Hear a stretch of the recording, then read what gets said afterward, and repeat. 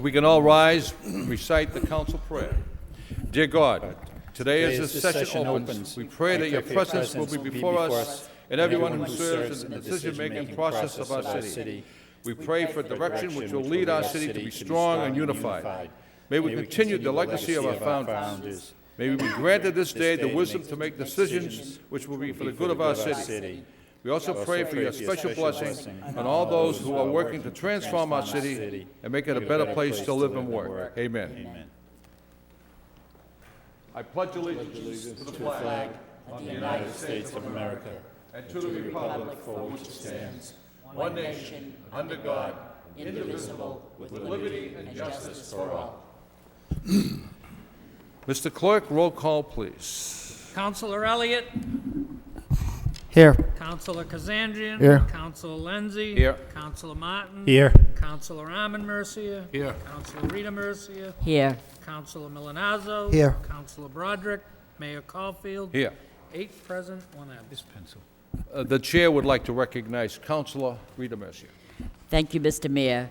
I'd like to offer a moment of silence in darkened chambers for 2 very special people, Rita Young, mother of Mark Young, Executive Director of the Wastewater Utility, a devoted wife, mother, and grandmother, and Irene Sheehan, mother of Robert Sheehan, head electrician for the city of Lowell, a devoted wife, mother, and grandmother. May they rest in peace.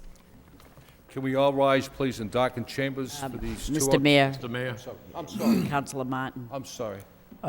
Thank you, Mr. Mayor. I'd like to add to the list of people remembered this evening, Helen Whiting, who I heard just today had passed away. Helen Whiting was a member of the Daughters of the American Revolution and spent many, many years as the steward and caretaker of the Spalding House on Pawtucket Street, which is the 4th oldest house in the city of Lowell. So I know Miss Whiting was dedicated to many civic causes, a resident of Centerville, and will be sorely missed.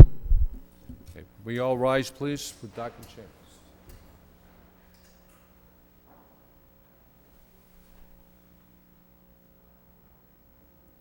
May they rest in peace. Thank you, Andy. And now it's with great pleasure that I recognize Sandy Collins and Nancy Burns from the Merrimack Valley Medical Reserve Corps. Emergency Preparedness, welcome. Good evening, everyone, and we'd like to thank you for giving us this opportunity to share a little bit about our unit and what we consider an incredible asset to the city of Lowell. My name is Sandy Collins. I said I'm the director, and I'm also health director in Westford, and Nancy Burns is our coordinator who deals with the day-to-day operations of the unit. To give you a little background, the Medical Reserve Corps was founded after 9/11 as part of a federal initiative, encouraging community members to sign up within their community to help out in time of need.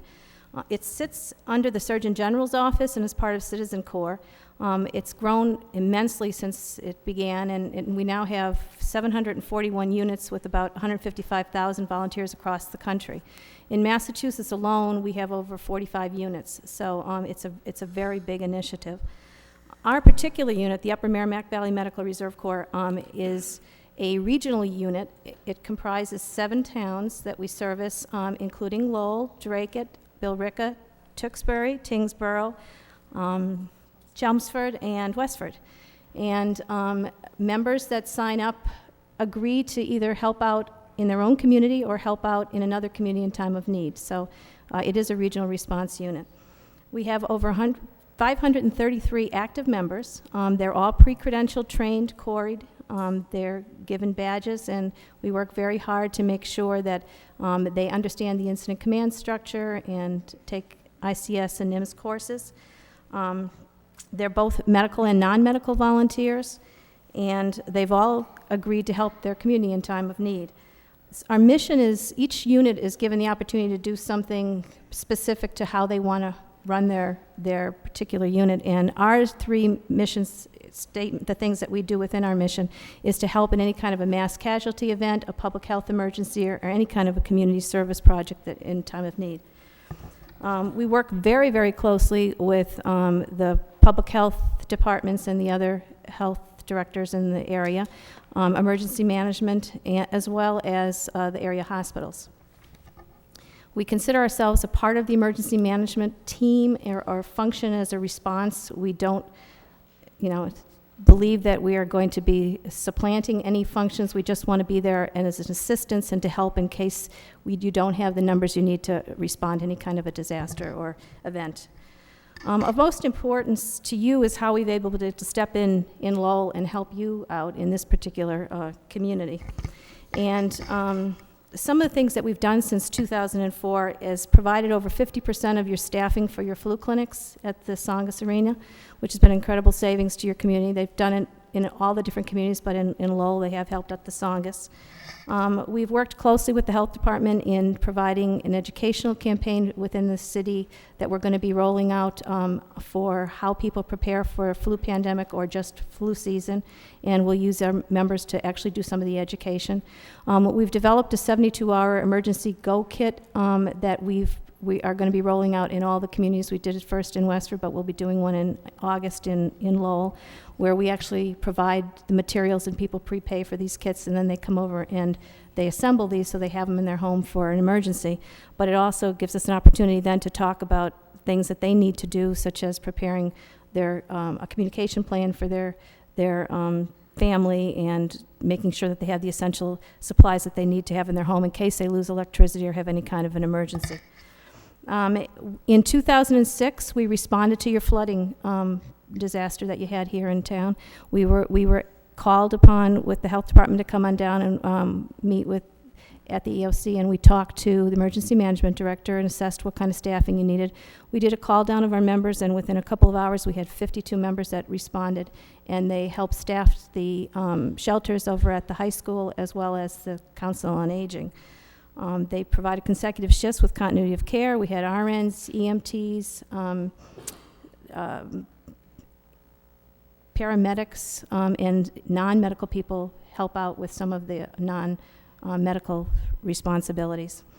When you had the hospital that had to take in the nursing home evacuees, they called and asked if we could provide some surge capacity for that particular situation that they had because they didn't have enough staff, so we provided staffing until they were able to find other people who were able to come in and help from the nursing home. I think that's who they actually ended up getting at the end.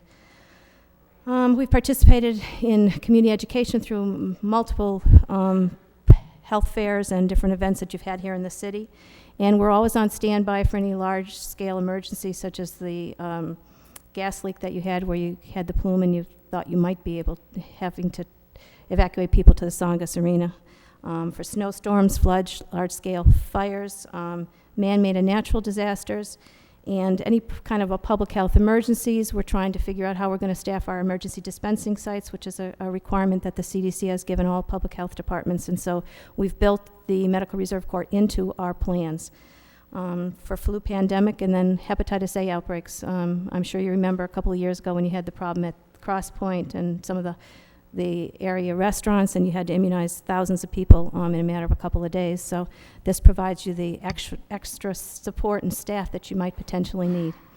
So that's kind of in a nutshell. I know we had a very short time to do this, but we wanted to make sure that you understood what we were able to provide the city, and hope that you're going to be able to provide support for this initiative. And we entertain any questions. I don't know if Nancy has any other thing.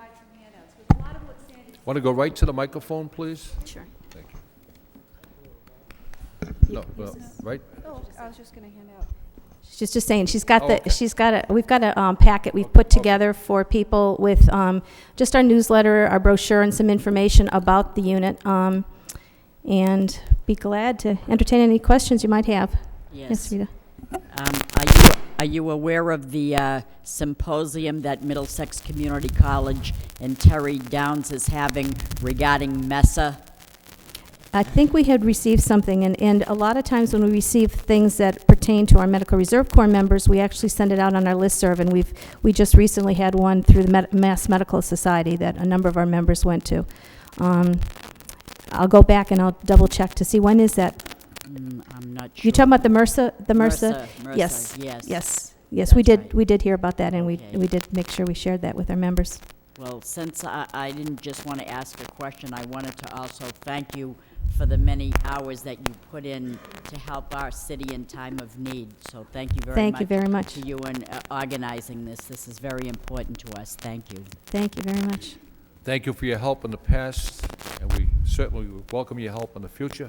Thank you for being here. Council, we recognize Sandy Collins and Nancy Burns. Thank you so much for being here. Thank you very much. Bye-bye. Moving on with the agenda, I want to publicly apologize to Michael Cruz, who is an Eagle Scout. I neglected to be at his Eagle Court of Honor, I believe it was last Saturday. I called Michael. He's a student at Lowell High School. He's in the Lowell High School band. And I said, Michael, we'd like to present this citation to you at the council meeting. That way there, thousands of people could see Michael Cruz and witness this citation. Michael, we're proud of you. We're proud of your accomplishments. And I know there's only about 3% of all Boy Scouts who ever become an Eagle Scout. And wherever you go, and whatever resume you fill, you put down you're an Eagle Scout, people will respect you and admire you because of the great work you have done. And the citation reads, be it hereby known to all that the City of Lowell and the Commonwealth of Massachusetts hereby offers its sincere congratulations to Michael Cruz upon achieving the status of Eagle Scout.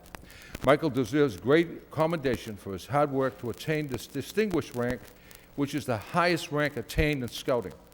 Michael has earned the 21 merit badges and completed a comprehensive project and served in several leadership positions within Troop 26.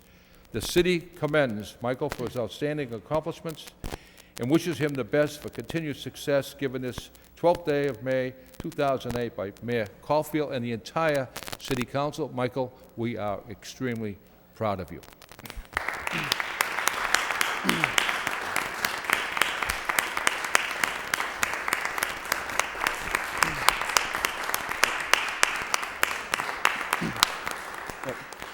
Thank you, Mr. Caulfield. And if you would come back down here, I have a little something for you, too.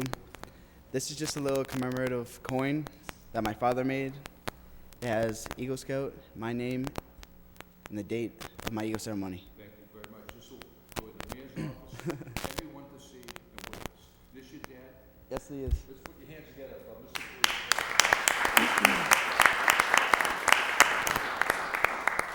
Cruz. Thank you, Mr. Mayor. I'd just like to thank everyone, especially my parents, for helping me get to this. If it wasn't for them, there was no way that I would have been here. And everyone that I met along scouting, it's just a very positive experience. I would recommend for everyone to go into scouting. It's just a great place. The things that you learn, no matter where you go in life, you're going to use those skills, no matter where. So thank you very much. Thank you, Michael. Thank you.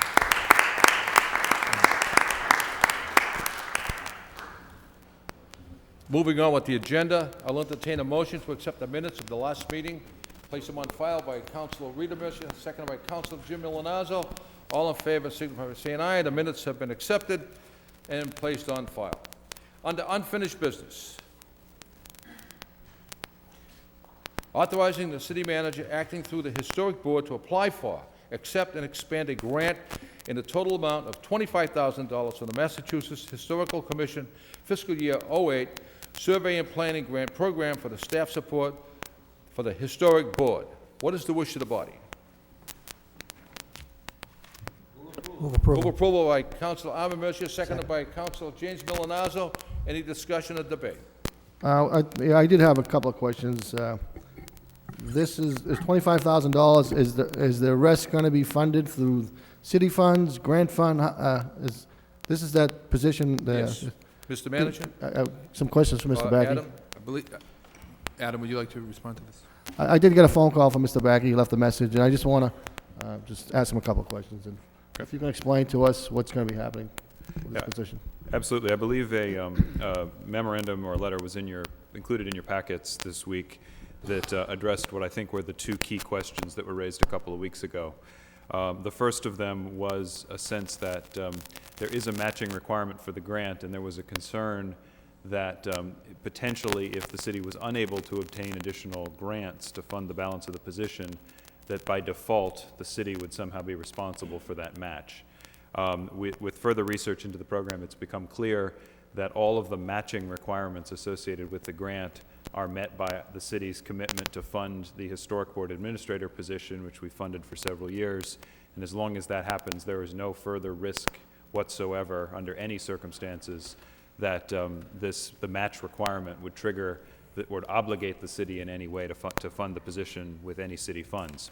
The second question that was raised was, where would the funds come from to pay for the balance of the position? This position under the AFSCME Local 2532 bargaining agreement is slated to be a $35,000 plus or minus position. This grant would fund $25,000 of that position.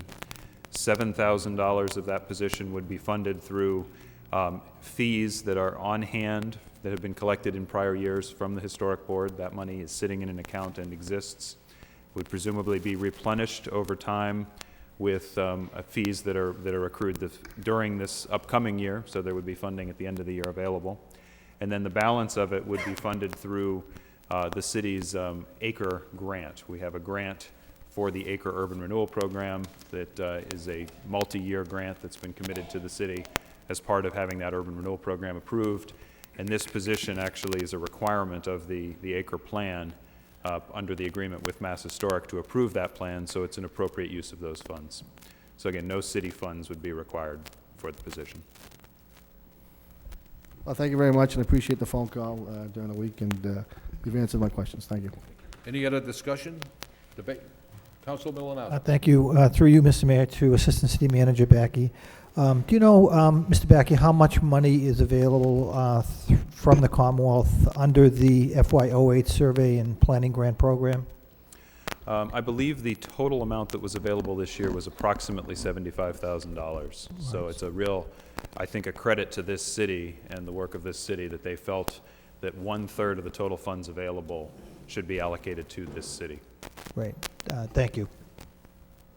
Anyone else? Any debates? Discussion? Roll call.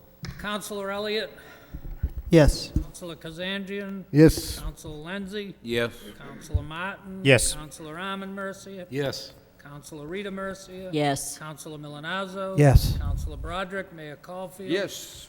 8 yeas, 1 absent. Moving on,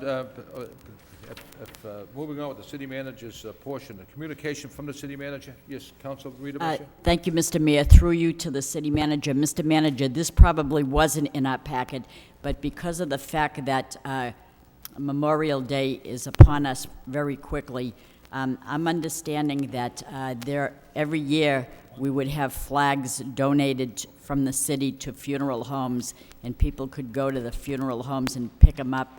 I'm understanding that that's not happening this year, and the Veterans Office is telling people that they feel free to come into the Veterans Office to pick up the flags, but the City Hall isn't open on Memorial Day, so did we stop that practice, or what's happening? Counselor, I'm not aware of that practice, but I'll follow up on that tomorrow morning with the Veterans Office and make sure that appropriate accommodations are made for people. And if I could comment on one other thing further, we're always talking about the Hamilton Canal project, and it's very important to us, and we know that those people that are in place are professionals, and I'm not a professional, and I know that there's traffic studies and patents and things, and there's going to be an important meeting very soon. But I do want to comment on this, and Adam is still here, and I'm thrilled about that because I didn't really want him to leave. And it's just strictly my point of view, so I don't know what you want to say about this, but I think people in neighborhoods know what's best, better than I would know, because I don't live in neighborhoods. People in certain sections of the Hamilton Canal District know what's best for their business, as residents know what's best for themselves, and I was a little bit taken aback by the fact that traffic patterns would try to improve to the fact of making the Appleton Street a 4-lane road, and businesses were concerned that pulling out of their driveways for their business would be kind of a safety issue. I personally think so too. I don't want to, it's like we're trying to rush traffic into a major highway to go nowhere. So I hope we are a little bit careful that we don't try to be overzealous and hurt businesses, and that's just my comment. Mr. Manager? Counselor, I agree with you completely, and I just want to, I guess, point out that any change of that sort has to go through a whole process that includes the city council, involves the city council. This was a proposal that was, or a concept, I guess is a better way to put it, that was included within the, the plans that were submitted for public review, so that people in that neighborhood and throughout the city could comment and give us, give the developer and give us their thoughts. And I'm quite sure that everybody agrees that we want to hear from the businesses and the residents of any neighborhood that's affected by any development, and nothing's going to be done until we hear that and those concerns are addressed. And I know that that's going to happen here as well. All right. Thank you, Mr. Manager. Councilor Kuzanjian. Thank you, Mayor. Councilor Rita Mercy brought up a good point, and I've got a phone call also during the week. Is that going to happen, or is that not going to happen, that traffic pattern for Appleton Street? That's just a concept. It's not definitely going to happen. It may happen if somehow people all agree at the end of the day that it's a good idea, including the business people and ultimately it's up to the city council to make that decision. Okay. I think we really have to talk to the business owners and the people living in that area, because like Councilor Rita Mercy said, they know the area better than we do. They're there for 8, 10, 12 hours a day, and nobody knows the best. Absolutely. I agree completely. Thank you. If I may, I just want to interject just a few words here. That I talked to the business owners as well. I talked to the manager, I talked to Adam Bakey, and I talked to Jim Keefe and so forth. And in order to bring new businesses in, we don't want to drive out old businesses that have been here for years. So there's some businesses along Appleton Street that would, exactly what would happen. And I think everything's going to come out in the wash. Everything's going to be fine. And there's a meeting Wednesday night, tomorrow night, in the mayor's reception room to discuss this at length, and I think everything's going to be fine. So, thank you for bringing that up. Well, the reason I'm bringing it up, Mr. Mayor, is because I won't be here. We have NIMCOG meeting tomorrow night, so I can't be two places at once, but that's okay. I'll be at the school committee meeting, so I won't be there either. But that's a public hearing, and everyone's welcome to go. Okay, moving on with the agenda. Mayor? Oh, I'm sorry. Councilor Elliott. I just have something else on the communications from the city manager, and it's more of an announcement following a motion I filed a couple of weeks ago regarding the Wood Street corridor and the New Rock Bridge.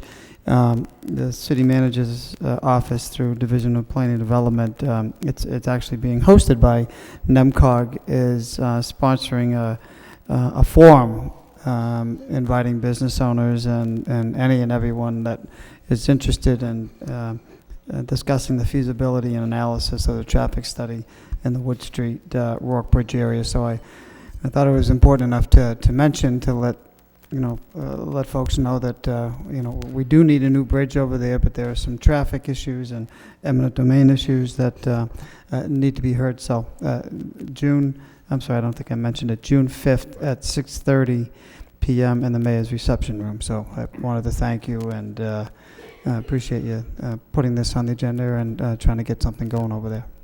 And I believe the city engineer, Lisa DeMayo, is on that issue as well. So it's going to be a good topic, good discussion. Mr. Mayor, I was going to bring that up, but next Tuesday, Yeah. to be closer to that date, but Well, thank you. you know what? I think it's a good idea to bring it up then, We too. will bring it up again, thanks. I do know that I live in that neighborhood, and there's been quite a bit of construction going on recently. The Rourke Bridge, at 3 o'clock until 7 o'clock, there's a parking lot.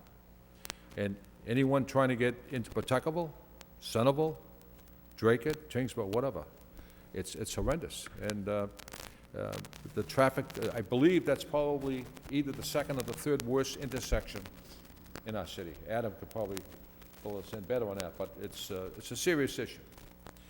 Thank you for bringing that forward. Anything else on the communications for the manager? Okay. we have one request for an out-of-state travel. A motion to accept by Counsel Elliott, seconded by Counsel Lindsay. Any discussion or debate? If there's none, roll call. Counselor Elliott? Yes. Counselor Kazanjian? Yes. Counselor Lindsay? Yes. Counselor Martin? Yes. Counselor Arman Mercia? Yes. Counselor Rita Mercia? Yes. Counselor Milonazo? Yes. Counselor Broderick? Mayor Caulfield? Yes. 8 yeas, 1 absent. Moving Excuse on me. with the agenda. Mr. Mayor, excuse me, I had I two thought there were out-of-state two. travels. What's that? I had 2 out-of-state travels. There were The 2. two? I'm sorry. It's okay. There was 2. I thought there was 2. 2. So approve 2 out-of-state travels by, I believe it was Counsel Elliott, Counsel Lindsay, who supported that. There's 2. Right. I'm sorry. That's my mistake.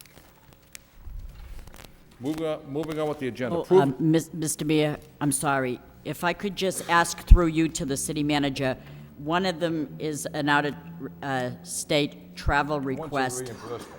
Pardon me? One's like a reimbursement for One is to attend Amorora, I can't even pronounce it, Amorora training class. What is an Amorora officer?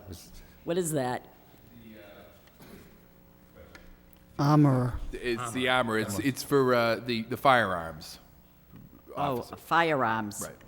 They're calling it an armorer? Right. Oh, I didn't know We what do it know was. that there's a request for 2 out-of-state travels. Okay. Moving on with the agenda. Vote, approving payment in lieu of taxes, a pilot agreement with Montgomery Lenagia Power Partners, LP Montgomery Lenagia regarding property at 2 Tanner Street, Lowell, Mass., and authorizing the city manager to execute said agreement. Motion to waive the full reading by Counsel Arman Mercia, seconded by Counsel Milonazo. All in favor of waiving the full reading, signify by saying aye.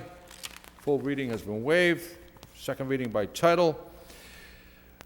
Vote, approving payment in lieu of taxes, pilot agreement with Montgomery Lenagia Power Partners, Montgomery Lenagia regarding property at 2 Tanner Street, Lowell, Mass., and authorizing the city manager to execute said agreement. Any discussion or debate? No debate on this issue? No discussion? I just would like to say I think it's an excellent proposal that the manager has brought forward, and Lenagia as well, so. Counsel Elliott. I do have some questions, Mr. Mayor. Mr. Manager, can you tell me why the payments, I did see the explanation that the payments are reduced after a certain number of years from 500,000 down to 300,000. Can you explain to me what, I understand depreciation, but is it going to be depreciate that much?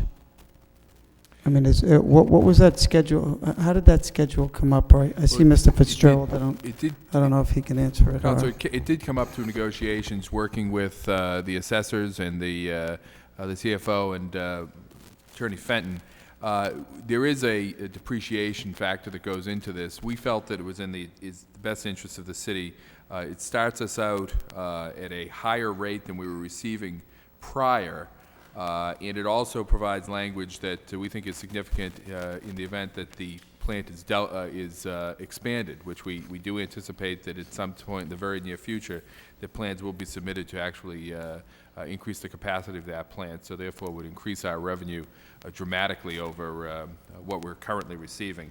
But it is based upon the industry standard of the depreciation of that equipment over time and then subsequent replacement. Attorney Fenton, do you have anything to add? No, Mr. Manager, you've adequately explained it. It is, in a sense, front-end loaded in terms of the payments, but as you further explained, because there is an expected expansion of the plant, that will mean additional revenue, so that in all probability, which will in turn increase the payments, that it will probably balance out over the long 20-year period. What is the current payment right now, Mr. Manager? What do we receive from Lenagia? I believe the current payment is $500,000. It was $525, but they were in arrears when this negotiations began, and of course when Montgomery Lenagia stepped into the picture in terms of taking the place over. Is the plant operating? Has it been operating?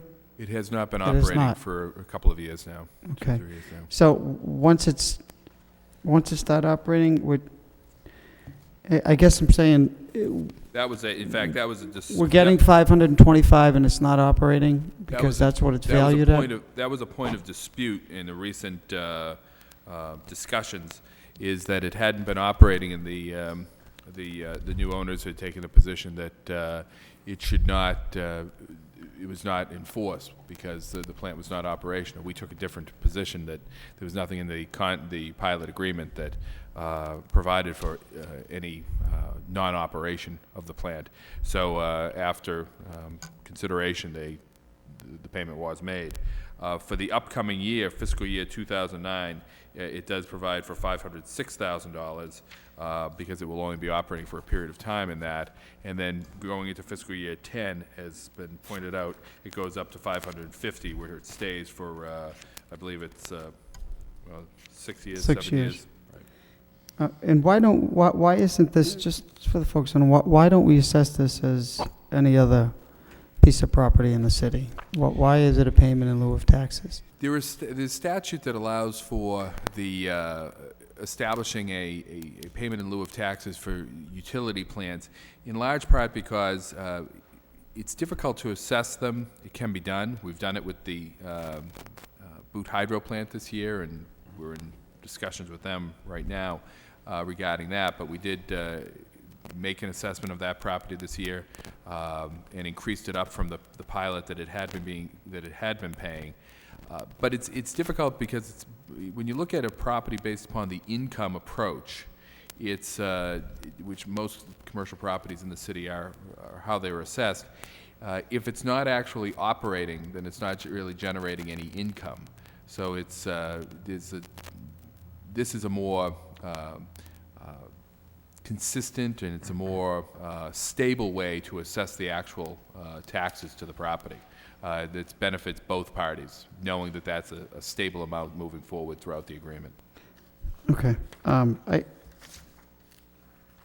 appreciate, and I know we certainly can use the money for this, but I have to say I'm a little bit leery in entering into a 20-year agreement with this, with any corporation, quite frankly, not just this. What is the typical agreement that we've had in the past with Lenagia?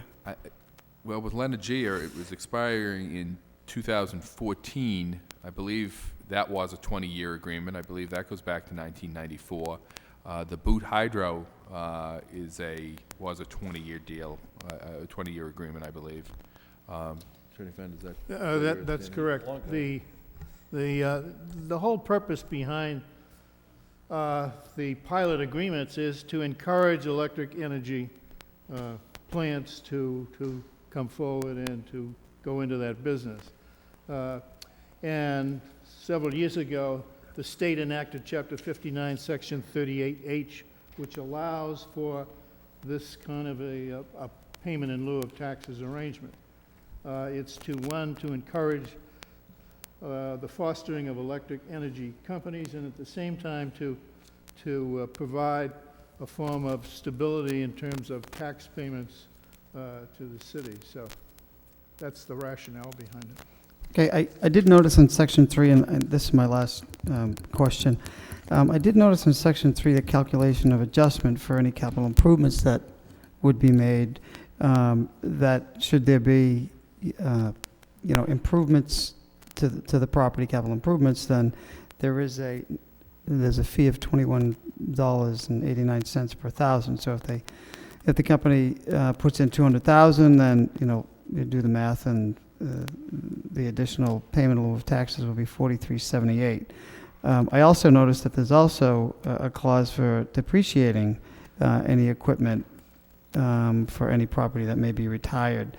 So, is there any provision? I didn't see a provision for, looking maybe 10 years down the line or 15 years down the line for an appreciation. I mean, are we just presuming that, based on this agreement, that there will be depreciation after 8 years?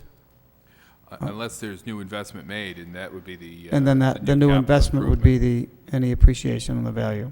Okay, all right, that makes sense. I mean, we certainly want to, we can use all the revenue we want now, and, we want to put an agreement in place, but a 20-year agreement is a standard in order for them to project out and do their business plan. Okay, thank Rita you. Mercier, then Council Bill Martin. Thank you, Mr. Mayor. Through you to the city manager, is there a pilot program now in Blackstone, Mass? I am not aware, I don't happen to know off the top of my head. Could I ask the person that Joe Fitzpatrick is there? Yes, we, in a prior capacity, I was involved in pilot agreements in both Blackstone and Bellingham, Mass, and I believe at the onset of the discussions with Mr. Moses, we provided some background material. This agreement is in structure identical to the approach that was taken in both those communities. And it's not in litigation, is it, for failure to pay on your pilot program? No, but now that you raise Blackstone, there was at some point about 2 or 3 years ago a dispute about some valuation issues, but it was resolved between the two parties. It was resolved? Yes, it was.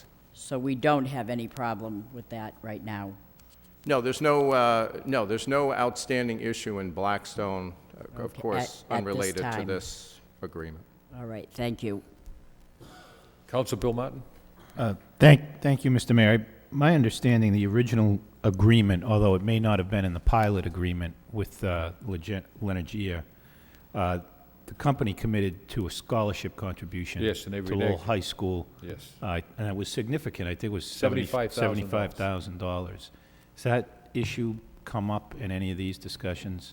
Not that I'm aware of. No, it has not. No, it has not. Do we know when that, I assume that stopped being paid when the pilot payment stopped. Do we know how long ago that? It was probably 1992, maybe, in that vicinity.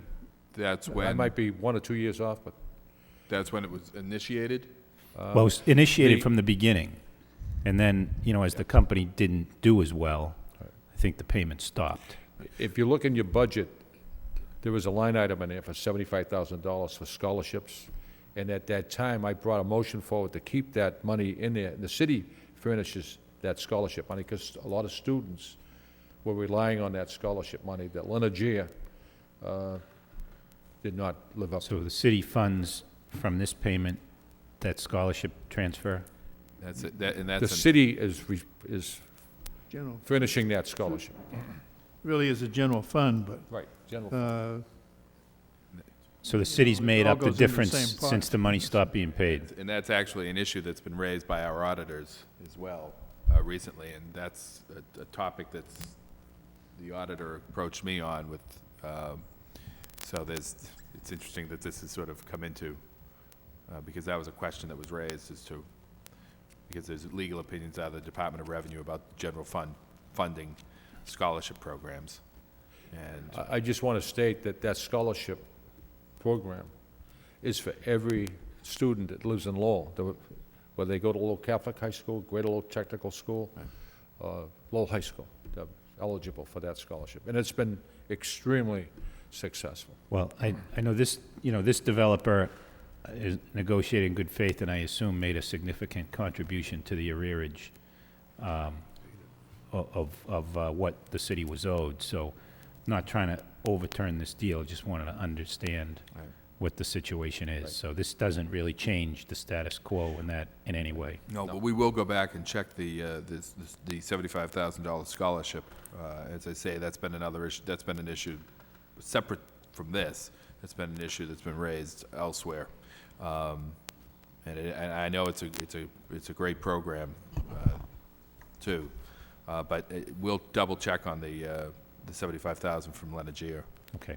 All right. Thank you. Before I take a roll call on this vote, all the figures, I did some quick math.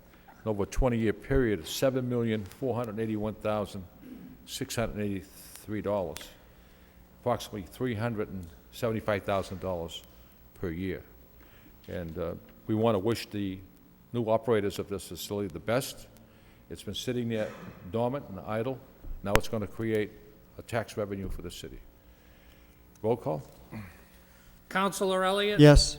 Counselor Kazanjian? Yes. Counselor Lenzi? Yes. Counselor Martin? Yes. Counselor Arman Mercia? Yes. Counselor Rita Mercia? Yes. Counselor Milonazo? Yes. Counselor Broderick? Mayor Caulfield? Yes. 8 yeas, 1 absent. Moving on with the agenda. Establishing the Jam Facade and Lot Improvement Program, FLIP, whereas the City Council adopted the Jackson, Appleton, Middlesex Urban Renewal Plan, Jam Plan in 2000, and I'll entertain a motion to waive the full reading by Council Bill Martin, seconded by Council Lindsay. All in favor of waiving the full reading, signify by saying aye. The full reading has been waived. Second reading by title. Establishing the Jam Facade and Lot Improvement Program, FLIP. Any discussion? Any debate? I think this is an excellent program that's going to benefit the entire city. Roll call, Council Ellis. Mr. Manager, can you just explain us briefly, and we're familiar with it with other sections of the city, but just could you explain briefly exactly what this FLIP program, as it is, the acronym?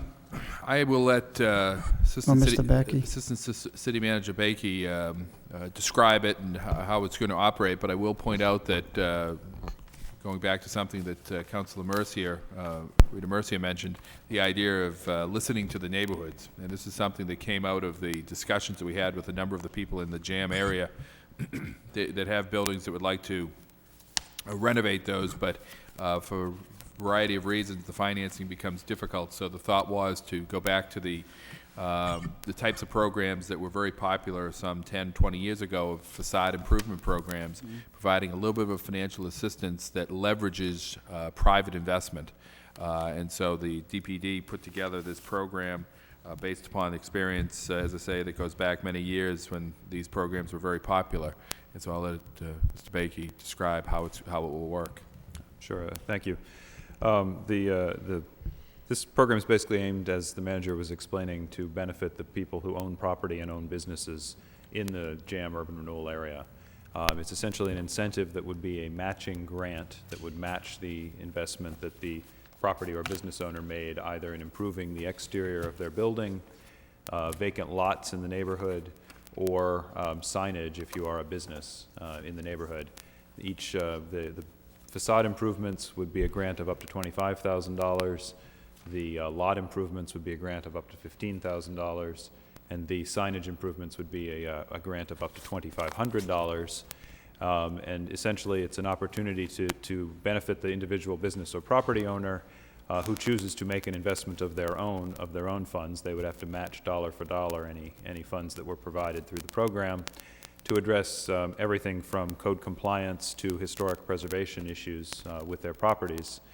In addition, though, it has a significant benefit for the neighborhood as a whole. And I think one of the things that's been discussed in the Economic Development Subcommittee on a number of occasions when we've talked about the Jam Plan and the early parking structure and the Hamilton Canal District and other initiatives in the area is the need to do something to incentivize people who own existing property to improve that property. And we think this is a tool that will be helpful in that department, which will ultimately benefit the surrounding neighborhood as well as the parties who actually receive the funds.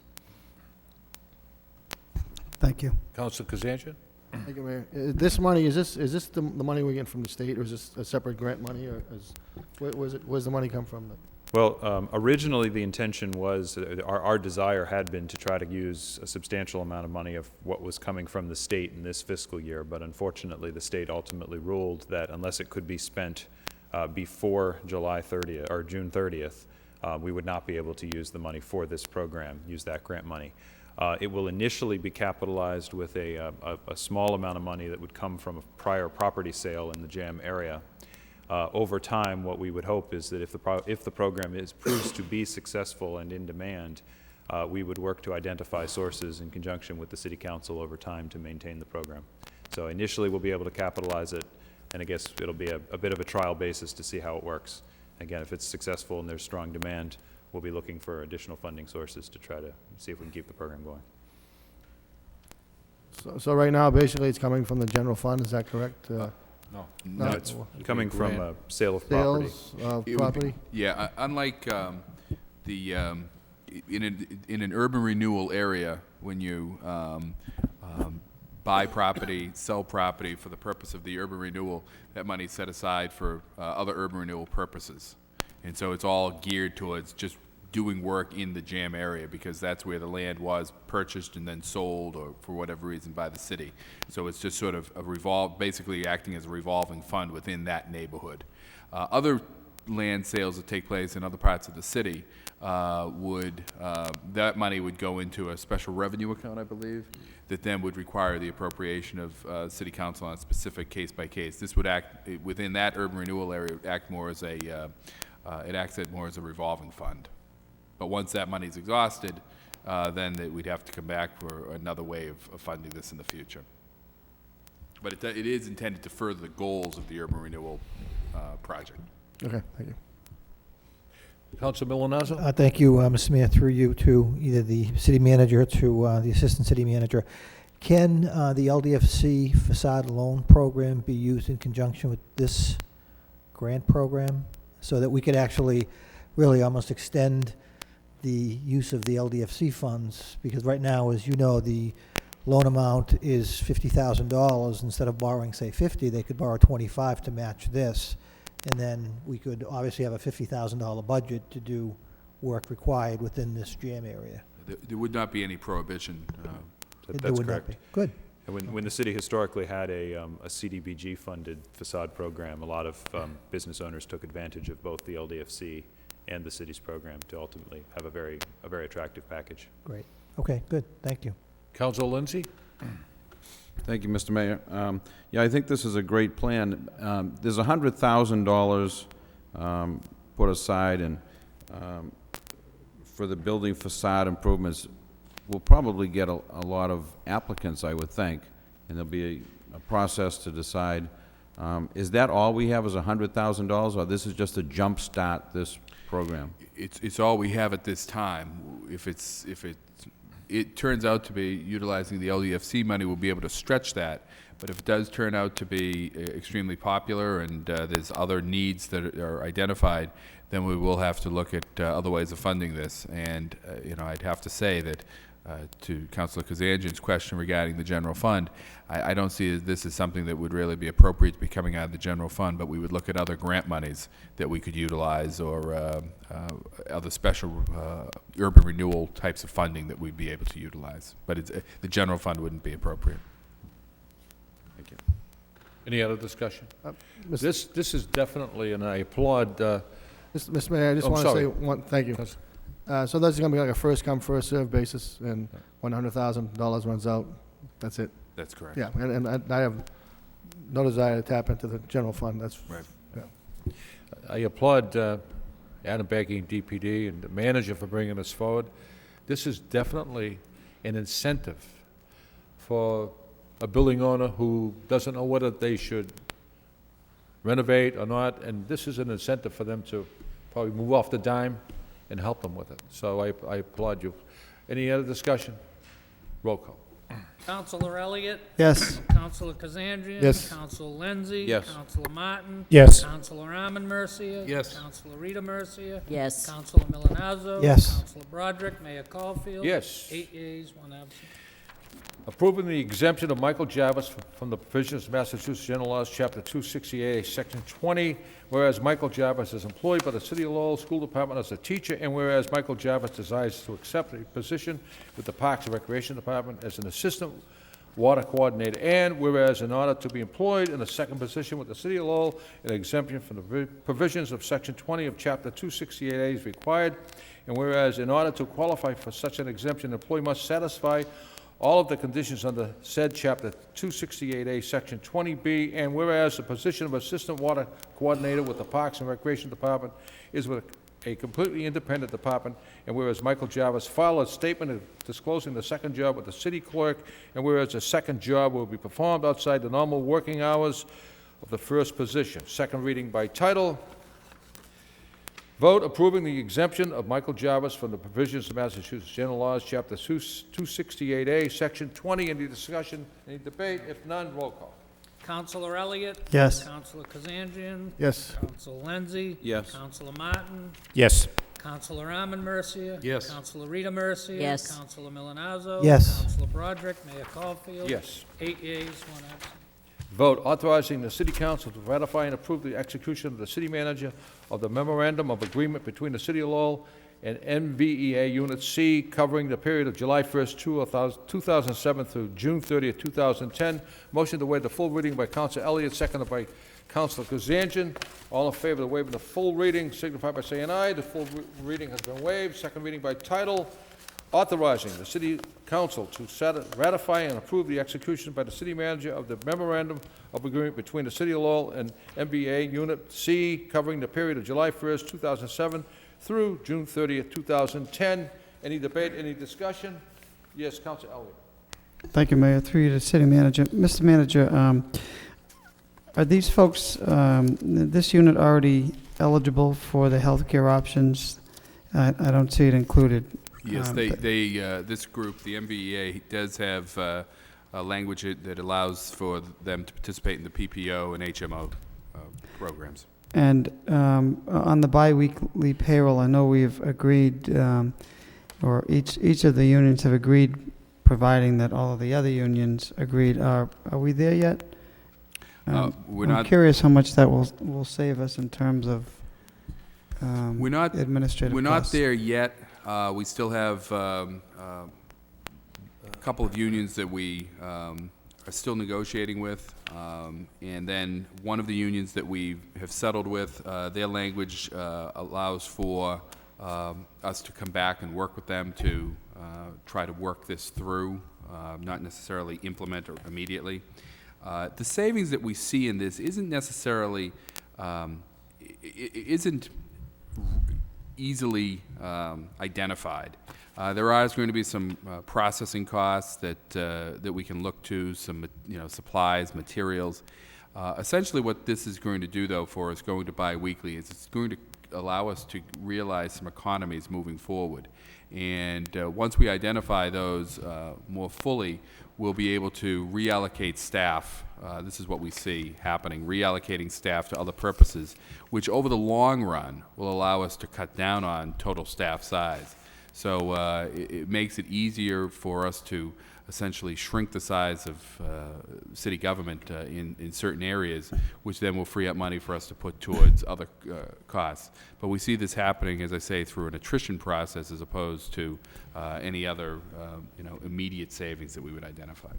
Can you tell me who this unit is? Because I see there's one provision that parties agree that the librarian will work one night a week, and then there's a cost to cover work boots up from 100 to 200. So is this? It's not just for library personnel. It's no. These are the MVEA breaks down into several different units: C, D, and inspectors.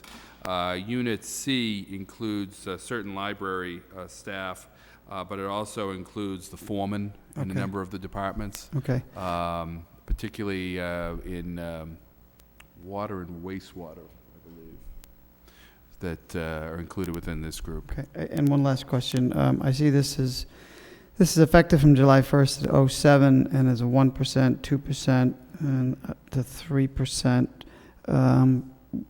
This is retro back to July. I understand that's when the contract expired, correct? This is retroactive to January 1st. It's not retroactive. The agreement's retroactive to July 1st, but the salary compensation doesn't take effect until January 1st, so it's retroactive to January 1st. So was that negotiated? What was the salary or increase from July 1, 07 to January 08? Anything? Zero. Zero. Right. This is consistent with all of the other bargaining units. And how are we paying for this? This will be done through a transfer out of overlay surplus that has been that we've done with the others? Yes. Okay. And these increases have been factored into this year's budget at this point? Yes, they have.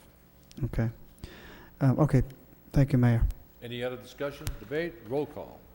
Councilor Elliott. Yes. Councilor Kazanjian. Yes. Councilor Lenzi. Yes. Councilor Martin. Yes. Councilor Arman Mercia. Yes. Councilor Rita Mercia. Yes. Councilor Milonazo. Yes. Councilor Broderick. Mayor Caulfield. Yes. 8 yeas, 1 absent. Subcommittee reports. Councilor Elliott. Thank you, Mr. Mayor. The Environmental Subcommittee, Joint Subcommittee tonight with Environmental and Neighborhood met this evening again, as promised, in response to the solid waste and recycling issue that has been before us for the last several weeks. No need to go through the whole meeting, but some of the highlights. Clearly, we have a trash problem in the city, and the cost to dispose of that trash, and it's really taxing us, as we all know after discussing for several weeks. From a fiscal perspective, we also have learned and now know that there's certainly some illegal dumping taking place in the city that's contributing to that cost and a deficit. There's also, and quite frankly, the deficit from solid waste of $4.2 million, which the manager reported tonight, will increase next year to $4.6 million. It's placing a burden on our budget and really the taxpayers and those that are recycling.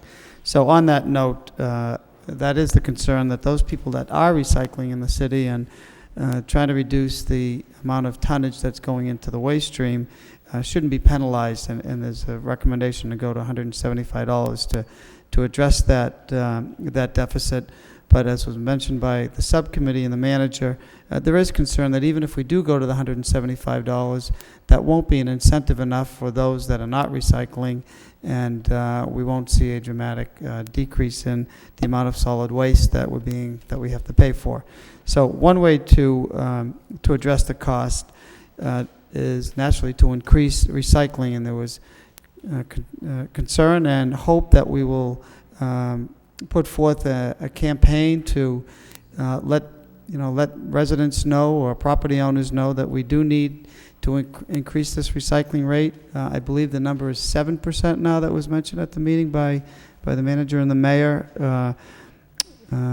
So clearly we need to let people know that we have to recycle, and if not, then if we don't take more of the waste stream, then we have to pay for it. There's no easy way around this. It's a problem before us, and there are no easy solutions. Recycling, take it out of the waste stream, reduces tonnage, is certainly what we want to advocate. But by the same token, we also realize that even if we do, or when we do that, and we'd be positive about this, that we are still going to have to raise the rate somehow to close that $4 million gap. I think there's consensus. Raising it $75 is, again, not the way to do it, but there has to be some nominal increase in order to do that. We've scheduled a meeting to go down to Worcester, the city of Worcester has a pay-as-you-throw program. They use the bag system, where you pay $1 per bag, and you can buy as many bags as you want. That community has seen a 50% recycling rate using that system. There was also discussion in the city of Brockton. They have a little bit of a different system. They have a barrel system where residents are giving a 96-gallon toter. They're allowed to put out one toter every week, and no more than one toter. They do not have a pay-as-you-throw system. If you have additional trash, we don't know. I don't think there is a. There is a provision for them to buy additional bags, though, isn't it? Yes, there are. Okay, but primarily the fee pays for one barrel. That's correct, and I believe their fee is $280. The fee is $280. Right. That was mentioned by Gunther Wellingstein. Thank you, Mr. Manager. So the committee has set up a time to go down to the city of Worcester to see it, look at their program on June 4th, to see how it works, what are the logistics, how do you lay it out. But it was clearly stated that a 6-month time frame for any program that is decided is needed in order to roll out the system. We also talked about bulky goods, white goods. Every other community surrounding Lowell, or I believe I'm not sure if it's in Massachusetts entirely, but Lowell is one of the few, if not the only, in this region that picks up white goods, and it's part of the disposal fee. That's one of the contributing factors to the increased cost. The city collected over 6,000 last year, And Mr. Wellenstein did indicate that's probably, considering that there is no fee program, which probably contributed to some of the illegal dumpings or, these bulky goods showing up in the city because there is, there's no pay system. So I think I'll leave it to my other members of the subcommittee to add any additional items. But once we do go to the city of Worcester, and I think maybe Springfield or other communities to visit the different programs, we will come back with recommendations on exactly what is the best fit for the city and how we'll go about addressing it. So I don't know, Mr. Manager or Mayor or other members of the subcommittee want to add anything, but we're moving in a direction, to address this. And I just want to add one more time, I added at every subcommittee meeting that right now the $100 fee that everyone is paying for, that clearly doesn't cover the costs. In fact, I'll reiterate, it's a $4.2 million deficit. The flip side of that is that goes on the tax rate.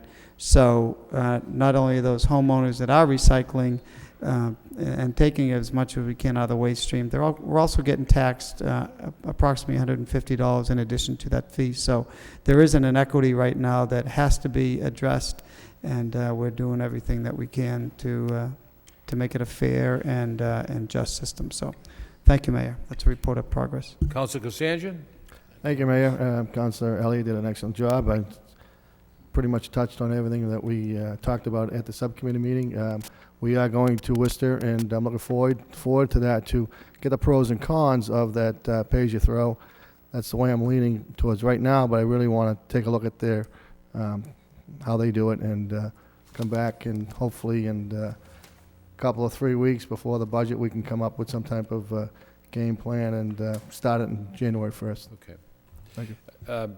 Before I accept the report as a report of progress, I think it was stated by many councils and the mayor as well that there are hundreds of families in this city who are recycling, doing their part. So I wouldn't want to see those families that are trying to do their part be affected by any rate increase, because they are doing their part. So I know Council Mercy has received phone calls, and I have as well as many of the councilors. So and some of them are really upset about it. So accept the report as a report of progress and place it on file by Councilor Armin Mercia, seconded by Councilor Rita Mercia. Any other subcommittee reports? Councilor Milonato. Thank you, Mr. Mayor. The Housing Subcommittee met last Wednesday with the Foreclosure Prevention Task Force over at the offices of the LDFC. And speaking of the city of Worcester, we actually had a gentleman from the city of Worcester talking to us about how Worcester has dealt with the issue of foreclosed property. They actually, in 2007, had 1,400 foreclosures actually go on record, where Lowell, I believe, had 263. So we clearly don't have the problem that Worcester has, but we really want to look to Worcester as to how best deal with our problem. And we've actually been meeting, as you know, Mr. Mayor, as a task force since 2006, and I want to thank City Councilor Bill Martin for being there, as well as Mr. Sheehan and Mr. Backey representing the city administration. I think I took away from that meeting the fact that we need to look at developing a property recovery team like they're doing in Worcester, and going out and looking at these properties that are impacting our neighborhoods, negatively impacting our neighborhoods. And I know that at the last foreclosure meeting, we did give a list of 27 properties, I believe, to Mr. Sheehan, and he's working with inspectional services now to look at those properties. So I think we're making progress. I think out of this, at the end of the day, we'll probably, through the Housing Subcommittee, be making recommendations to the full council as to some ordinance changes as it relates to inspectional services, as it relates to increasing some of the fees and fines related with abandoned properties in the city. But just by way of a report of progress, we did get a lot of information, in my opinion, out of the gentleman who was here from the city of Worcester. And as you know, Mr. Mayor, we attended an opening on Friday where over at the Coalition for Better Acre, they opened an office at 450 Merrimack Street called the Home Preservation Center, where people now can go to that center to seek help dealing with issues of foreclosure, whether or not they're looking to modify their current mortgage or to just get some counseling and education. And Congresswoman Tsongas was there, and I applaud the community for reaching out and getting those funds needed to open up that office. And again, the Housing Subcommittee through Councilor Bill Martin and Councilor Kevin Broderick will stay on top of this issue. So again, that's a report of progress. Accept the reporter's report of progress and place it on file. Councilor Martin? Yeah, I'm a member of that subcommittee, and I just want to, what I took away from that meeting was, some of the other cities in the state, Worcester was mentioned, Boston, have problems that we really haven't seen. Those problems are, banks foreclosing on properties and then leaving them abandoned. And we do have some of those here, but certainly not at the scale that some of these other communities have. And I think that's a credit to our code enforcement people here that have been on top of this issue from the beginning. So certainly we haven't had the numbers to deal with that some other communities have had to deal with. But I think, I think this is one thing that we're doing better than most communities, at least for the time being. And I think it behooves us to try and stay on top of things. But we certainly haven't seen some of the wide-scale problems that other communities across the state have seen. Council Rita Mercier? Thank you, Mr. Mayor. Speaking about housing and that issue of first-time home buyers, I'd like to just initiate this through an article that I read.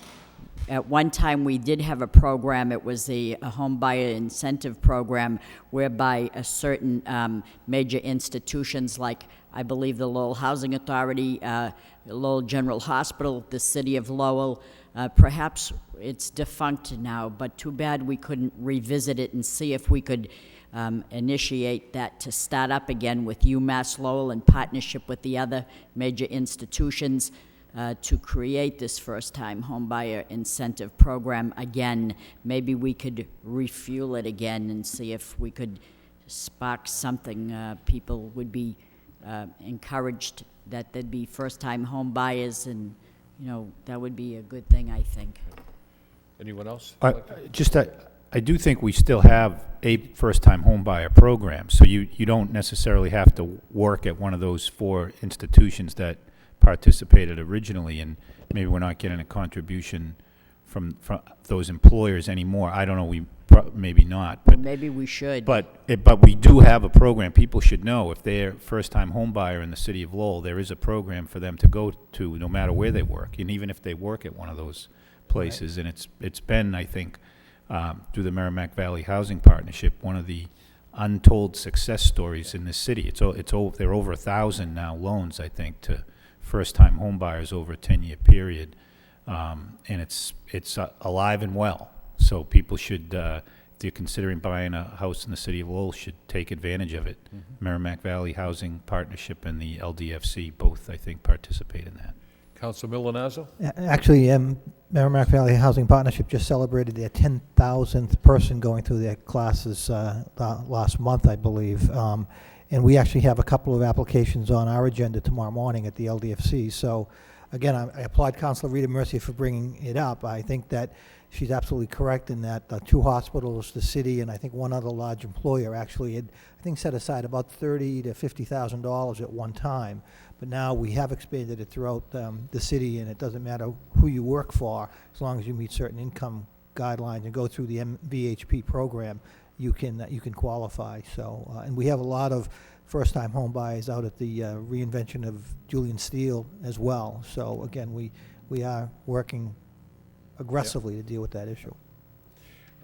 Council Milanazzo and I attended a meeting Friday at the CBA headquarters on Merrimack Street, and we should applaud them because they took the initiative of collaborating with Lawrence and other communities, and you could not move in that office. There were so many people there. And Council Milanazzo and I heard a heart-wrenching story from an elderly woman who took a loan out on her home, and they told her that the house was valued at X amount of dollars.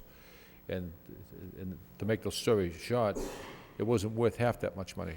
Yet she had to pay for that mortgage she took out. And because of the help, she looked for help, and they helped her. And I walked out of there feeling good about it because people are getting that help. And Council Milonazo, thank you for that excellent report. Motion to accept the report and place it on progress. Motion to accept the report as a report of progress and place it on file by Council Armin Mercia, second by Councilor Martin. Moving on with petitions. Attorney James Flood Jr. for Trinity Development Corporation requests the city accept Oberlin Avenue, Clayway, and Bridget Lane, referred to the Law Department by Council Milonazo, seconded by Council Lindsay. Excuse me? You want to vote on that? A conduit, Verizon placed approximately 10 feet of underground conduit at Middlesex Street. The council's approval will be a public hearing on June 10th.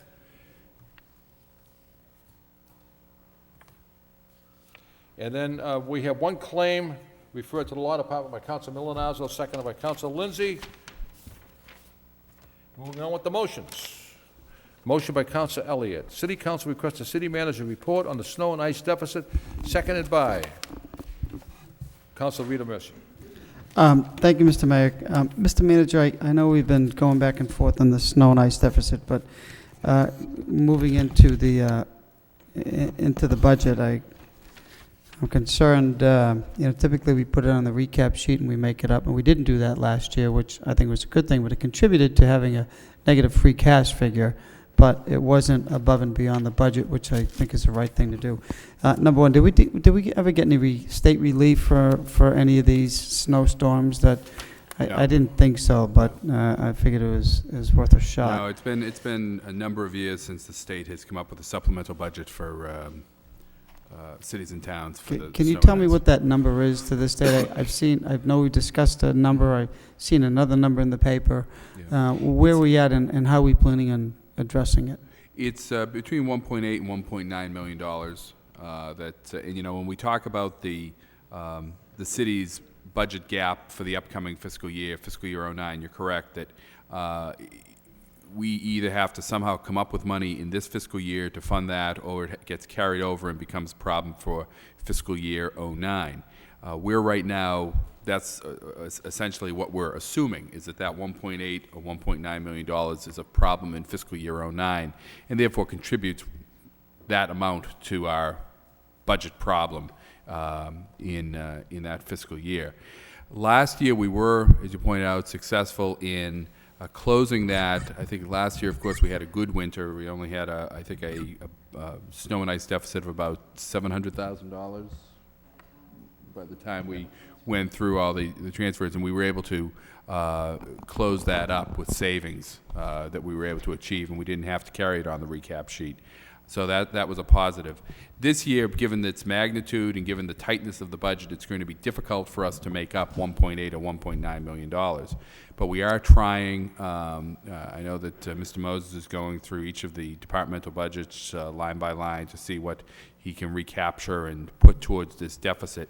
And anything we put towards this, reduces our budget problem in fiscal year 09. Now that will then still leave us with a problem in some scope of a problem in fiscal year 09.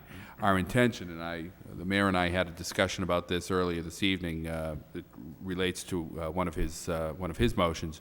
Our anticipation is we've also been reviewing the overlay accounts of the assessors, and each year it's our goal to try to clean some of that up, identify how much money they might be able to release in overlay reserves or overlay surplus that then could be put towards certain one-time costs like a snow and ice deficit or like the arena deficit.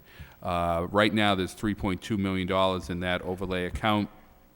They did release about $250,000, I believe it was, give or take a little, earlier in the year that we've put towards some of our salary costs in this fiscal year, those 1% numbers we've been talking about. But right now there's $3.2 million. There are a number of cases before the Appellate Tax Board. There's also the issue of the telecommunications disputes, the tax disputes that we're working through.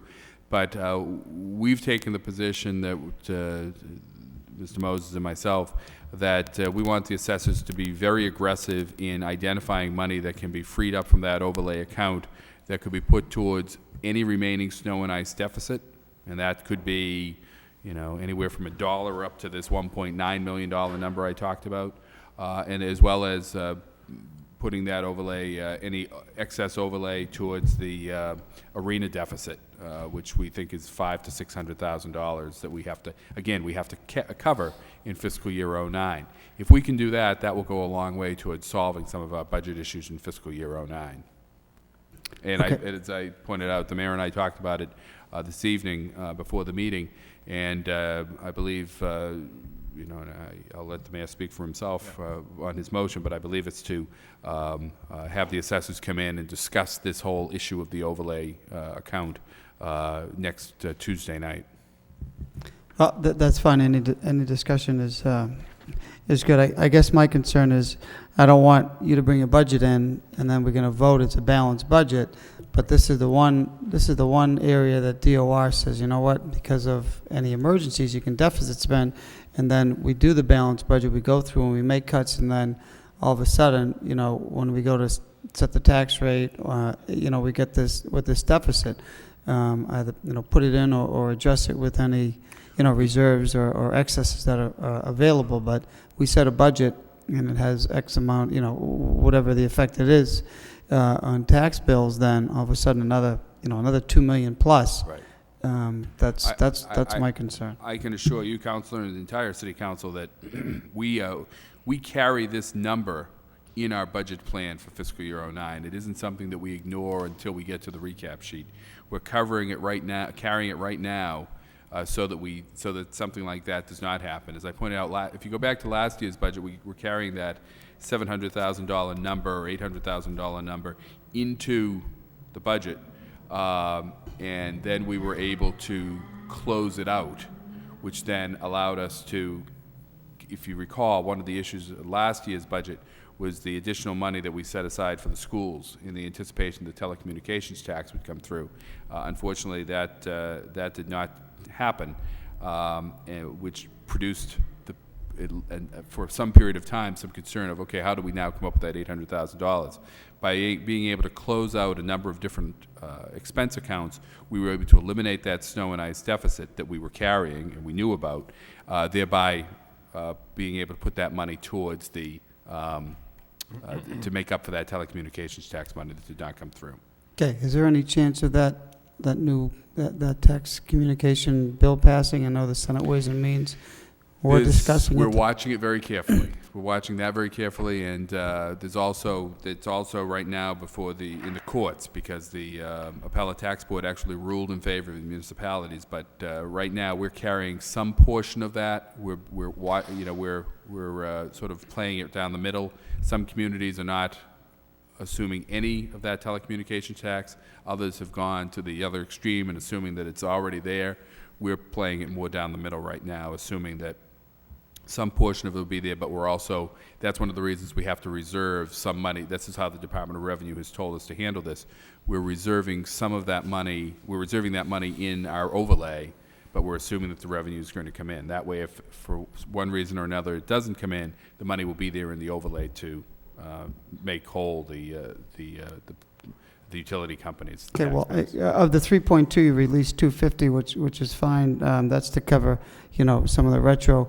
But, you know, I caution using one-time fee for an operating budget. I mean, agree completely. That's sort of how we got, you know, and in tight times you have to do that. But to fund an operating budget, let's, you know, make the cuts or make the difficult choices. And these snow and ice deficit, it's a one-time fee. Take a one-time, you know, source of revenue and let's kill it and not carry it on the tax rate. So I agree completely. Okay, thank you, Mr. Manager. Any discussion on the motion? No discussion. All in favor of the motion? Signify by saying aye. Any opposed? Motion carries. Second motion of the evening, Councilor Elliott. City Council requests the Environmental and the Neighborhood Subcommittee meet relative to the environmental impact on the Concord River traffic issues affecting South Lowell resulting from the proposed power plant in Billerica, seconded by Councilor Armin Mercia. On the motion. Thank you. I think the motion speaks for itself, and I will be brief, but I do think it's important for the people of South Lowell. They have their concerns. I have filed this in the past, particularly relative to traffic and the impact that'll have in that particular section of the neighborhood. And then just, learning that, there'll be additional water that's needed that'll have to be transported in. I know the company is going through, I'm sure they're going through the MEPA process and going through the permitting process, but, folks in South Lowell have some concerns. They have some concerns on traffic, and I guess I have some concerns on what impact that has to the Concord River and the whitewater rafting and things of that nature. I know Mr. Fitzpatrick is here. They've been having a number of public hearings and all over, in this particular region, and I would like the people of South Lowell to have a chance to come out and be heard on this, as well as hear what the plans are to address traffic in that particular area. So that's the essence of the motion. Okay. Any discussion? Debate on the motion? Mr. Fitzpatrick, would you want to offer a few words, or we can suspend the rules for you to do that? Motion to suspend. Motion to suspend the rules by Councilor Elliott, seconded by Councilor Rita Mercia. All in favor of the suspension, signify by saying aye. The suspensions are in order. Mr. Fitzpatrick. No, we'd be pleased to follow up with Councilor Elliott on his motion and discuss traffic and water-related impacts from the project. I saw the newspaper report. I can leave with you a memo discussing the Concord River impacts tonight, and if it makes sense, send you a similar memo on the traffic impacts. Since I have the floor, I'll just indulge you for a second. It's our expectation we will have no impacts on the Concord River. We've studied the river flows for some 70 years. Our capacity, the burden on the river at worst is some 1% of the low flows of the Concord River. And to mitigate that, we've committed to a water conservation effort in the town to essentially displace gallon for gallon everything we use. In addition, we've agreed to take no water during the on-peak periods. We've also agreed to a limit on an annual basis. And so, a lot of work has been done to address the Concord River issue, and we're pretty confident that the Concord will flow as it has for all these years without any impact from our proposed plant. I'll send along a similar memo on the traffic issue as well. Thank you, Mr. Fitzpatrick. Thank you. Council Rita Mercia. Thank you, Mr. Mayor, through you to Mr. Fitzpatrick, as well as the concern about exiting on ramps coming off of into Woburn Street with the fuel tanks or whatever's contained in those tanker trucks. If they could just make it a point to come in off of the probably Treble Cove Road exit instead of coming all the way into Lowell and going through those streets. Well, I'm glad you raised it, because the first point I would make is that the only exit for any of our traffic, whether it be fuel oil or construction vehicles, is that exit 37 on Billerica Avenue. And so there are about 4 streets in Lowell that are impacted in any way. The construction impact would last for about 4 months. We have to abide with a Billerica ordinance, and we've already committed to, an officer in the morning and afternoon rush hours for that 4-month period for construction impact. So any vehicles during operation or construction will exit 495 at that Route 37 exit. So they'll essentially traverse for about 1/3 of a mile to the entrance to our facility, which is about where the former Raytheon South Lowell facility is. In terms of ongoing traffic, there really is no operational staff there, so we don't expect any operational traffic. Reference to fuel oil only comes about when there's a severe winter cold snap. If history serves, that will be every 3 or 4 years. There will be a period in the winter period where 3 or 4 days will require oil use at the facility only because natural gas during those periods is interrupted. In our environmental impact statement, which is now being updated, we identify about 20 trucks during that 3-day period to serve the oil load for the facility. Other than that, we expect no fuel oil traffic for the remainder of the year. And as we are pointing out in our studies, we think for years, multiple years, there'll be no fuel oil traffic whatsoever. That helps. Thank you. Thank you, Mr. Fitzpatrick. Thank you. Moving on with the agenda. Motion by Mayor Caulfield. There's no objection. City Council requests the city manager provide the council with a financial breakdown and report on the $100,000 allocated to Cool in fiscal year '08. Firstly, who is performing the study? Secondly, who is being paid for the study? And lastly, what is the purpose of the study? I think the motion it speaks for itself, and I think it's only right that we receive some sort of financial statement before we go into the budget session. Who seconded that motion? I'm sorry. Seconded by Council Rita Mercia. Yes. All in favor of the motion signify by saying aye. Any opposed? Yes, Council Martin. I just had a couple questions. Do we get something like this? Have we gotten anything like this historically, Mr. Manager? Did you get one of these? I And think maybe I got not them all even at just my from desk. Cool, but all the marketing dollars we Yes. spend with the, other agents, we put a lot of money in the arena. I know we get a report from them. I don't, recently started contributing to the MRT. I don't know what we get from them. We do get a report from the auditorium, the MRT, and Convention and Business Bureau. Matter of fact, they come to the podium and give us that yearly report. And that's all I'm looking for, is just that yearly report, that's all. Well, Mr. Manager? I certainly don't see any issue with getting from this group reports that we get from the other groups. But I'd like to make sure we get them from everybody. Mr. Manager? Mr. Mayor, in response to the councilor, I do know that I think the mayor's described that the auditorium does come and provide a verbal report. They're a little bit different because they're under a management contract with the city. We do have. I did require this year, or require maybe a bit strong. I did ask that the CVB and provide me with regular reports on a monthly basis of so that we could start to establish some benchmarks of their activity, similar to the reports that we've been receiving from Cool. When Cool, the MRT, and the CVB receive their allocation of funding, we do enter into an agreement with them, an actual contract that spells out what their work product will be for the upcoming year. So in each case, they do provide us with a breakdown of the activities they're going to undertake, and if applicable, in the case of Cool, it's done, there's actually an allocation of the funding. So that $100,000 is broken down. That can be amended through the year, but it spells out the various programs, the various activities that are taking place. So we do receive that, and I would anticipate that we will continue to do that in the future, and I can probably work out a way to provide that in a report form to the council if they so like.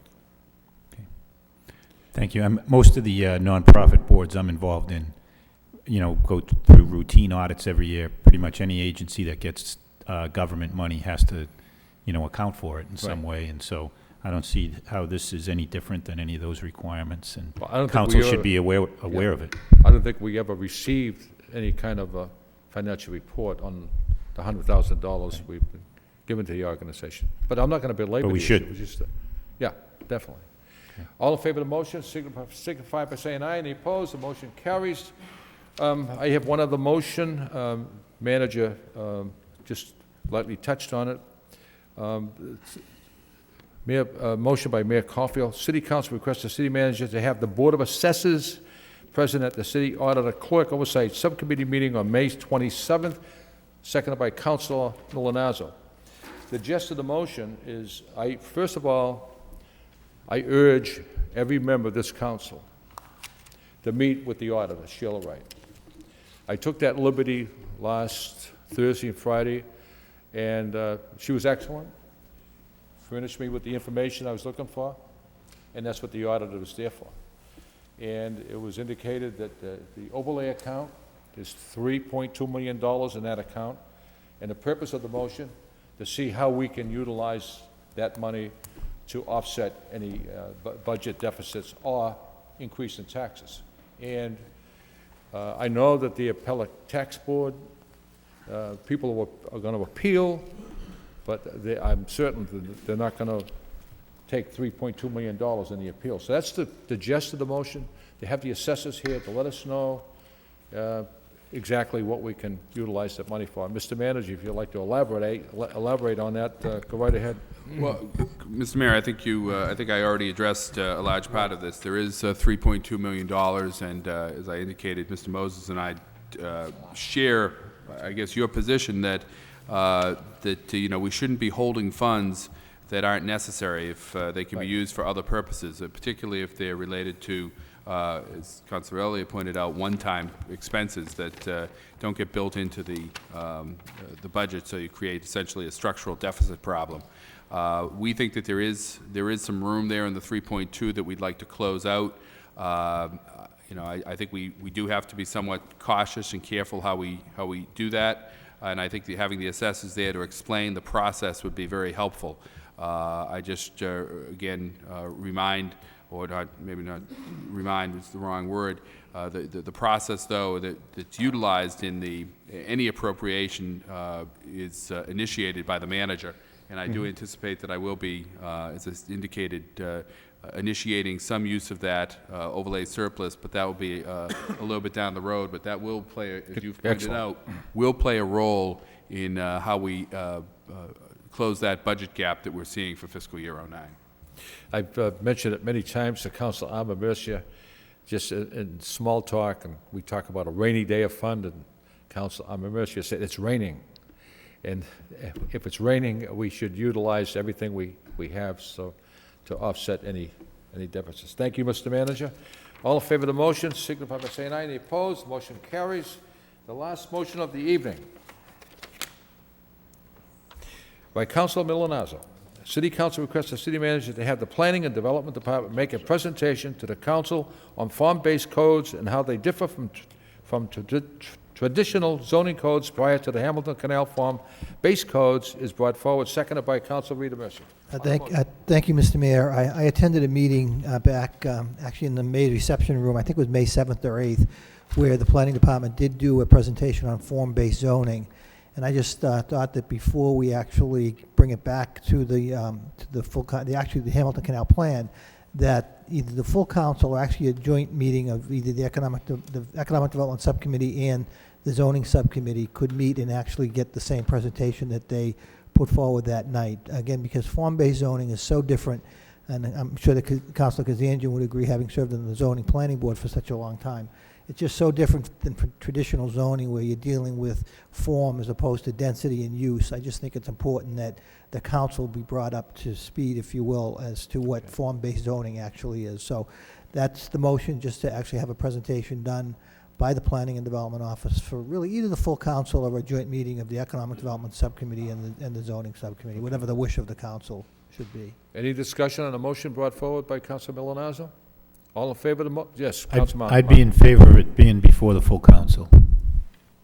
Okay, that's fine. That's the motion, full council. Okay. All in favor of the motion, signify by saying aye. Any opposed? The motion carries. Before we adjourn, I just have a few things to say. That the manager, Adam Becky, and I traveled to Boston yesterday morning. It was a very busy day for all of us. We went to the old State House. We met with 10 other mayors. Lieutenant Governor Murray, he was absolutely excellent.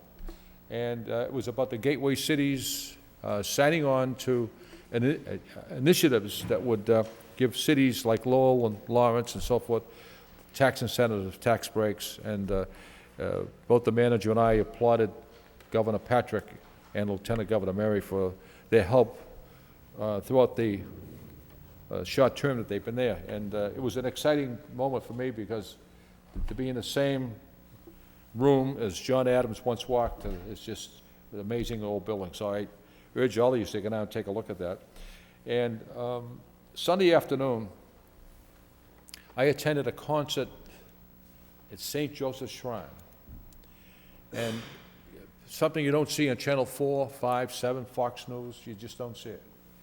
The church was full to capacity. And we all know the size of St. Joseph's Shrine. And Norman Ayotte and 80 fabulous voices put on a concert that they could have performed at Carnegie Hall. It was absolutely wonderful. And I was so proud to say I was a citizen of the city. And I applaud Norman Ayotte for the great concert, and we did present him with a proclamation, his 30th anniversary conducting and performing. And it was really just a wonderful moment in this city. And I just want to let the council know that. Any other discussion, any other debates, or anything you want to bring forward? If not, I'll entertain a motion to adjourn by Councilor Martin, seconded by Councilor Armin Mercier. Thank you for a great meeting. Another one down. One more. I don't know why.